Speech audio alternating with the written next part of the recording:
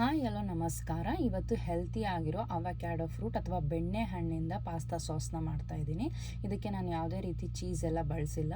ಇದನ್ನ ಮಾಡೋದಕ್ಕೆ ಒಂದು ಪಾತ್ರೆಯಲ್ಲಿ ಕುದೀತಿರೋ ನೀರಿಗೆ ಒಂದು ಹಿಡಿಯಷ್ಟು ಪಾಲಕ್ ಸೊಪ್ಪನ್ನ ಹಾಕ್ಕೊಂಡ್ಬಿಟ್ಟು ಅದು ಒಂದು 2 ನಿಮಿಷ ಕುದಿಸ್ಕೊಂಡು ಇದನ್ನ ತಣ್ಣಗಿರೋ ನೀರಿಗೆ ತಕ್ಕೊಳ್ಳಿ. ಇದರಿಂದ ಪಾಲಕ್ ಸೊಪ್ಪಿನ ಗ್ರೀನ್ ಕಲರ್ ಹಾಗೆ ಉಳಿದಿರುತ್ತೆ.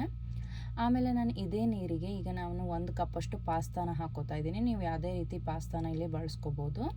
ಇದಕ್ಕೆ ಇವಾಗ ರುಚಿಗೆ ಸ್ವಲ್ಪ ಉಪ್ಪು, ಒಂದು ಅರ್ಧ ಟೀ ಸ್ಪೂನ್ ಎಣ್ಣೆನ ಹಾಕ್ಕೊಂಬಿಟ್ಟು ಒಂದು 12 ನಿಮಿಷ ನಾನು ಇದೇ ರೀತಿ ಬೇಯಿಸ್ಕೊತಾ ಇದ್ದೀನಿ. ನೀವು ಪಾಸ್ತಾ ಪ್ಯಾಕೆಟ್ ಮೇಲಿರೋ ಇನ್ಸ್ಟ್ರಕ್ಷನ್ಸ್ ಕೂಡ ಫಾಲೋ ಮಾಡ್ಬೋದು. ಯೂಶ್ವಲಿ ಪಾಸ್ತಾ ಎಲ್ಲ ಒಂದು 12ರಿಂದ 15 ನಿಮಿಷದಲ್ಲಿ ಚೆನ್ನಾಗಿ ಬೆಂದುಬಿಡುತ್ತೆ. ಈಗ ಈ ಬೆಂದಿರೋ ಪಾಸ್ತಾನ ಸೋಸ್ಕೊಂಡ್ಬಿಟ್ಟು ಮತ್ತೆ ಒಂದು ಸಲ ತಣ್ಣೀರು ಹಾಕ್ಬಿಟ್ಟು ನೀಟಾಗಿ ಎಲ್ಲ ವಾಶ್ ಮಾಡ್ಕೊಳ್ಳಿ. ಆಮೇಲೆ ಇದಕ್ಕೊಂದು ಅರ್ಧ ಟೀ ಸ್ಪೂನ್ ಎಣ್ಣೆ ಹಾಕಿ ಚೆನ್ನಾಗಿ ಎಲ್ಲ ಮಿಕ್ಸ್ ಮಾಡಿಕೊಂಡು ಸೈಡಲ್ಲಿ ಎತ್ತಿಟ್ಕೊಳ್ಳಿ. ಈಗ ನಾವು ನಮಗೆ ಇಷ್ಟ ಆಗಿರೋ ತರಕಾರಿಗಳನ್ನೆಲ್ಲ ಸ್ವಲ್ಪ ಫ್ರೈ ಮಾಡ್ಕೊಳ್ಳೋಣ. ಅದಕ್ಕೆ ಕಾದಿರೋ ಎಣ್ಣೆಗೆ ನಾನಿಲ್ಲಿ ಕ್ಯಾಪ್ಸಿಕಮ್ ಮತ್ತು ಈರುಳ್ಳಿ ಮತ್ತು ಸಿಹಿ ಜೋಳ ಸ್ವೀಟ್ ಕಾರ್ನ ಬಳಸ್ಕೊತಾ ಇದ್ದೀನಿ. ನಿಮಗೆ ಯಾವ ತರಕಾರಿ ಇಷ್ಟ ಇರುತ್ತೋ ಅವನ್ನೆಲ್ಲ ಹಾಕ್ಕೊಂಡು ಒಂದು ಸ್ವಲ್ಪ ಬಾಡಿಸ್ಕೊಳ್ಳಿ. ಎಣ್ಣೆಯಲ್ಲಿ ಬಾಡಿಸ್ಕೊಂಡು ಇದಕ್ಕೆ ಉಪ್ಪು ಮತ್ತು ಒಂದು ಸ್ವಲ್ಪ ಚಿಲ್ಲಿ ಫ್ಲೇಕ್ಸ್ನ ಹಾಕ್ಕೊಂಡು ಮಿಕ್ಸ್ ಮಾಡ್ಕೊಳ್ಳಿ. ಉಪ್ಪು ನೋಡಿ ಹಾಕ್ಕೊಳ್ಳಿ, ನಾವು ಪಾಸ್ತಾ ಬೇಯಿಸ್ಬೇಕಾದ್ರೂ ಕೂಡ ಹಾಕಿರ್ತೀವಿ. ಸ್ವಲ್ಪ ಹಾಕ್ಕೊಳ್ಳಿ, ಮಿಕ್ಸ್ ಮಾಡಿಕೊಂಡು ಸೈಡಲ್ಲಿ ಎತ್ತಿಟ್ಕೊಳ್ಳಿ. ಈಗ ಸಾಸ್ ಮಾಡೋದಕ್ಕೆ ನಾನಿಲ್ಲಿ ಅವಕ್ಯಾಡೋ ಫ್ರೂಟ್ನ ಹಚ್ಚಿಬಿಟ್ಟು ಅದರೊಳಗಿರೋ ಹಣ್ಣನ್ನು ಮಿಕ್ಸರ್ ಜಾರಲ್ಲಿ ಹಾಕೋತಾ ಇದ್ದೀನಿ.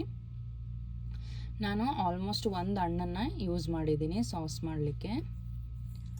ಇದಕ್ಕೆ ಈಗ ನಾವು ಬೇಯಿಸಿಟ್ಟಿರೋ ಪಾಲಕ್ ಸೊಪ್ಪು, 1 ಹಿಡಿಯಷ್ಟು ಕೊತ್ತಂಬರಿ ಸೊಪ್ಪು, 1-2 ಬೆಳ್ಳುಳ್ಳಿ, ಅರ್ಧ ಟೀ ಸ್ಪೂನು ಕಾಳು ಮೆಣಸಿನ ಪುಡಿ, ಸ್ವಲ್ಪ ಉಪ್ಪು ನೋಡಿ ಹಾಕ್ಕೋಬೇಕು.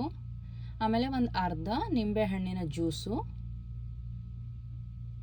1 ಟೀ ಸ್ಪೂನು ಎಣ್ಣೆನ ಹಾಕ್ಕೊಳ್ಳಿ. ನೀವು ಯಾವ ಎಣ್ಣೆ ಬಳಸ್ತಾ ಇದ್ದೀರಾ ಅದನ್ನೇ ಹಾಕ್ಕೊಂಬಿಟ್ಟು ಮಿಕ್ಸಿಯಲ್ಲಿ 1-2 ಸಲ ತಿರುಗಿಸ್ಕೊಂಡ್ರೆ ಸಾಸ್ ಕೂಡ ರೆಡಿ ಆಗುತ್ತೆ. ಈಗ ಎಲ್ಲನೂ ಮಿಕ್ಸ್ ಮಾಡ್ಕೊಳೋದಷ್ಟೇ. ಬೆಂದಿರೋ ಪಾಸ್ತಾಗೆ ನಾವು ಫ್ರೈ ಮಾಡ್ಕೊಂಡಿರೋ ತರಕಾರಿಗಳನ್ನೆಲ್ಲ ಹಾಕ್ಕೊಂಡು ಆಮೇಲೆ ರುಬ್ಬಿರೋ ಸಾಸ್ನ ಹಾಕ್ಕೊಂಡು ಚೆನ್ನಾಗಿ ಎಲ್ಲ ಮಿಕ್ಸ್ ಮಾಡಿಕೊಂಡ್ರೆ ಪಾಸ್ತಾ ರೆಡಿ ಆಗುತ್ತೆ. ಇದನ್ನ ನೀವು ಲಂಚ್ ಬಾಕ್ಸಿಗೆ ಕಟ್ಬೋದು. ಚೀಸ್ ಎಲ್ಲ ಏನೂ ಇಲ್ಲ, ಚೀಸ್ ಹಾಕ್ಬಿಟ್ರೆ ಮಧ್ಯಾಹ್ನಕ್ಕೆಲ್ಲ ಅದು ಒಂಥರ ಗಟ್ಟಿ ಆಗಿಬಿಡುತ್ತೆ. ಈ ರೀತಿ ಮಾಡಿಕೊಡಿ, ಹೆಲ್ತಿಯಾಗಿ ಇರುತ್ತೆ. ರೆಸಿಪಿ ಇಷ್ಟ ಆದರೆ ಚಾನಲ್ಗೆ ಸಬ್ಸ್ಕ್ರೈಬ್ ಮಾಡ್ಕೊಳ್ಳಿ ಮತ್ತು ಫ್ರೆಂಡ್ಸ್ ಆ್ಯಂಡ್ ಫ್ಯಾಮಿಲಿ ಜೊತೆ ಶೇರ್ ಮಾಡಿ. Thank you.